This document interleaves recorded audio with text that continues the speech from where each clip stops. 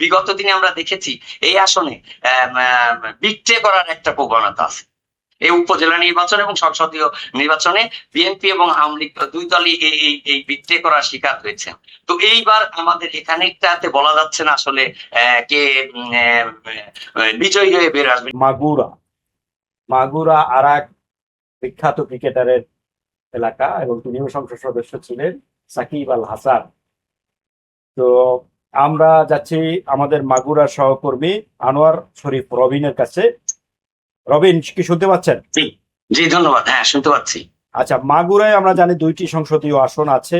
এর মধ্যে সংসদীয় আসন দুটোর 1 নম্বর আসনের যদি একটু চালচিত্র আমাদেরকে জানান। এখানে আমরা দেখছি 7 জন প্রার্থী আছে। এর মধ্যে বিএনপির প্রার্থী মনোয়ার হোসেন, জামাত ইসলামের প্রার্থী আব্দুল মতিন, এছাড়া আরো 5 জন প্রার্থী আছেন। কার অবস্থা কি? মূলত মাগুরাতে বিএনপির যিনি মনোয়ার হোসেন খান ধানের শীষের প্রার্থী রয়েছেন, তিনি 18 সালে নির্বাচন করেছিলেন, যে মনোনয়ন পেয়েছিলেন এবং জেলখানায় আটকে থেকে নির্বাচন করেছিলেন। আর আব্দুল মতিন যিনি জামাতের কেন্দ্রীয় শুরা সদস্য।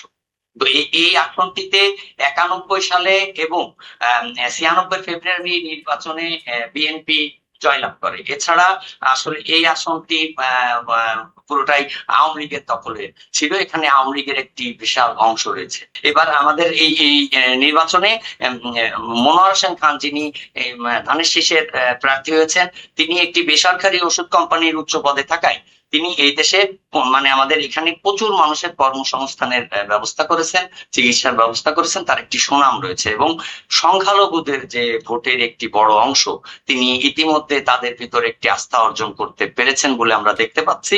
সেক্ষেত্রে আমরা মাগুরা 1 আসনে অনেকটা, মাগুরা এবং শ্রীপুর নিয়ে 2টি উপজেলা নিয়ে গঠিত মাগুরা 1 আসন, সেখানে অনেকটাই আমরা দেখতে পাচ্ছি যে তুলনামূলকভাবে ধানের শীষের পক্ষে মনোয়ার হোসেন খানের একটি পজিশন রয়েছে। তবে এটি যেহেতু একটি আওয়ামী লীগ অধিষ্ঠিত এলাকায় একটা ভোট ব্যাংক রয়েছে এবং এবছর প্রায় 37 বা 40% নতুন ভোটার, তরুণ প্রজন্মের ভোটাররা রয়েছে।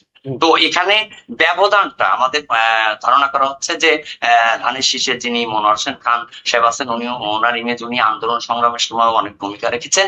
তো ওনার যে ইমেজ, সেক্ষেত্রে এগিয়ে থাকবেন। তো ব্যবধানটা এই যে আওয়ামী লীগের যে একটি ভোট ব্যাংক, এখানে তার আগে সাইফুজ্জামান, আপনারা জানেন সাইফুজ্জামান শেখর ছিলেন এই আসনে, সাকিব আল হাসান ছিলেন। তো আওয়ামী লীগের যে ভোট ব্যাংক, এনাদের ভোটটা আসলে এখনো কোন দিকে যাবে সেটার উপরে ব্যবধানটা স্পষ্ট হবে, ব্যবধানটা বাড়বে কমবে। তবে বিজয়ের ক্ষেত্রে অনেকটা এখনো লড়াই হবে। আর এর আগে বিগত দিনে আমরা দেখেছি যে আওয়ামী লীগ এবং বিএনপির ভিতরে একটি হাড্ডাহাড্ডি পর্যায়ের লড়াই হয়েছে।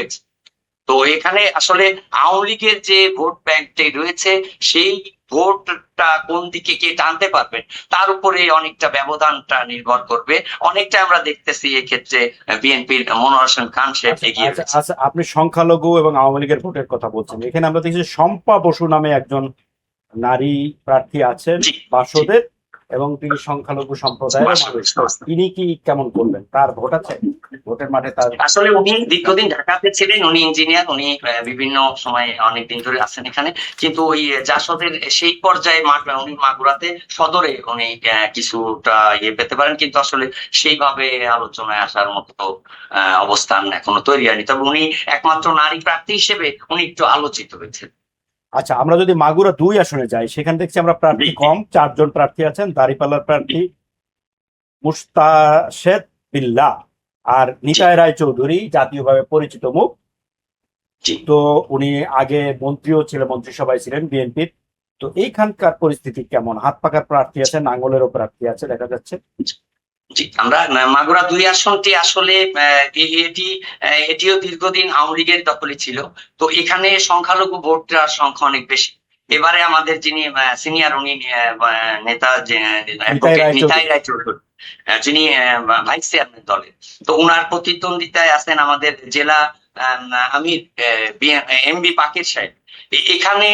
এখানে ইসলামী দলগুলোর একটি বৃহৎ ভোট রয়েছে। এখানে হাড্ডাহাড্ডি একটি লড়াই হতে পারে বলে আশা করা যাচ্ছে। আর এখানটাতে আরেকটি কথা না বললেন না, এখানে 93-94 নির্বাচনে কাজী কামাল, বিএনপি থেকে কাজী কামাল সাহেব এসেছিলেন, যিনি ছিলেন, উনি নির্বাচনের ঘোষণা দিলেও পরবর্তীতে উনি নির্বাচন থেকে সরে আসছেন, কিন্তু ওনাকে মাঠে দেখা যায়নি। উনি নির্বাচনে ধানের শীষের পক্ষে মাঠে নামেন, উনি প্রতিদ্বন্দ্বিতা থেকে ফিরে আসছেন। তো এই ক্ষেত্রে এখানে একটা দ্বিধাদ্বন্দ্ব ছিল, বিএনপির দলীয় স্পষ্ট হয়ে উঠেছিল।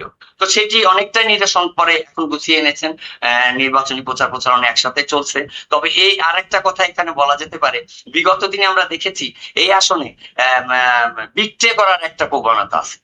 এই উপজেলা নির্বাচন এবং সংসদীয় নির্বাচনে বিএনপি এবং আওয়ামী লীগ দুই দলই এই বিক্রি করার শিকার হয়েছে। তো এইবার আমাদের এখানেটাতে বলা যাচ্ছে না আসলে কে বিজয়ী হয়ে বের আসবেন। এখানে একটি হাড্ডাহাড্ডি লড়াই হবে, যেখানে এখানে আওয়ামী লীগ জামাতে ইসলামের একটি শক্ত ভোট ব্যাংক রয়েছে এবং সে আর সংখ্যালঘুদের একটি ভোট ব্যাংক রয়েছে। আর যেহেতু দলের দ্বিধা বিভক্তি ছিল, কাটিয়ে উঠেছেন, তারপরেও আসলে এখানটাতে এখনো সংখ্যা রয়েছে হাড্ডাহাড্ডি একটি লড়াইয়ের মাধ্যমে। এবং এই আওয়ামী লীগের ভোটটার উপরে এখানেও মূলত নির্ভর করবে যে কে জিতবেন বা কে পরাজিত হবেন।